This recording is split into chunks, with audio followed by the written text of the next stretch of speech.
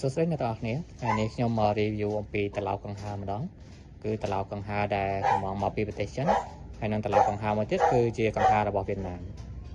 ត្រឡោកកង្ហារពណ៌សនេះគឺកំងមកពីប្រទេសចិន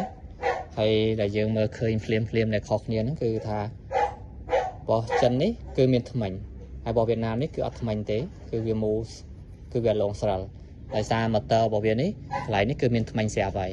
សម្រាប់ឯ motor របស់ចិននេះវិញកន្លែងនេះគឺអត់មានថ្មិញមួយទេអញ្ចឹងស្ទះត្រឡោកកន្លែងនេះគឺត្រូវមានថ្មិញហើយរបស់វៀតណាមនេះគឺអត់មានថ្មិញទេចំណុចមួយទៀតដែលខុសគ្នានោះគឺត្រឡោកនេះគឺអត់មានខ្សែមួទេត្រឡោករបស់ចិនចំណែកឯត្រឡោកវៀតណាមនេះគឺមានខ្សែមួយើងឃើញថាត្រឡោកកង្ហាររបស់ចិននេះគឺអត់មានខ្សែមួទេអញ្ចឹងពេលដែលយើងចាប់ទៅលើ motor ហើយគឺយើងត្រូវកឹបវាកឹបវាហ្នឹងមាន4ប្រឡោះមាន5ប្រឡោះហ្នឹងយើងត្រូវកឹបវាទៅវាជាប់ចំណែកត្រឡោកកង្ហាររបស់វៀតណាមវិញគឺមួខ្សែអញ្ចឹងពេលដែលយើងចាប់វាទៅហើយយើងនៅមានមួខ្សែមួយតង់ទៀតពីក្រោយឲ្យវាជាប់ជាងហ្នឹង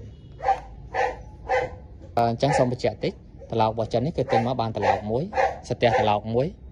កងរឹតមួយហើយនឹងឆ្នុកឡៃដករ៉េមួយហើយអញ្ចឹងយើងមកមើលចំណុចមួយទៀតគឺសាច់ជ័ររបស់ត្រឡោកដែលចេញមកពីចិននេះគឺរៀងស្ដើងមែនទេហើយរៀងទន់មែនទេចំណែកត្រឡោករបស់វៀតណាមនេះគឺថាជ័រវាក្រាស់ជាងល្អដែរហើយបើនិយាយពីទំហំប្រហែលជាប្រហាក់ប្រហែលគ្នាទេมันជាធំដូចគ្នាទាំងបានទេរបស់វៀតណាមរៀងធំជាងបន្តិចដែរ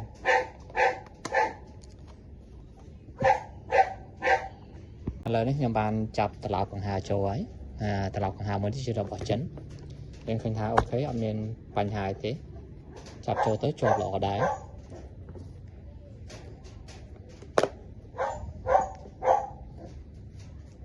ហើយមកគ្រឿងនេះជារបស់វៀតណាមចាប់ចូលទៅយើងត្រូវការមួខ្សៅអូខេចូលមុំជាប់ល្អហើយអត់មានបញ្ហាទេឥ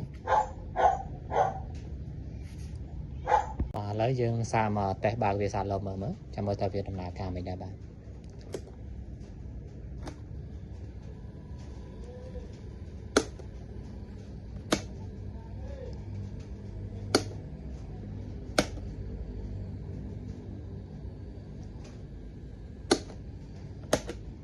អូខេយើងចាប់ជាប់ហើយវាដំណើរការធម្មតាទេបាទមកអញ្ចឹងយើងមកដឹងចំណុចចុងក្រោយគឺតម្លៃត្រឡោកកង្ហារនេះកំងមកពីចិនគឺមានត្រឡោកមានស្ទះមុខមានកងរឹតហើយនិងមានឆ្នុក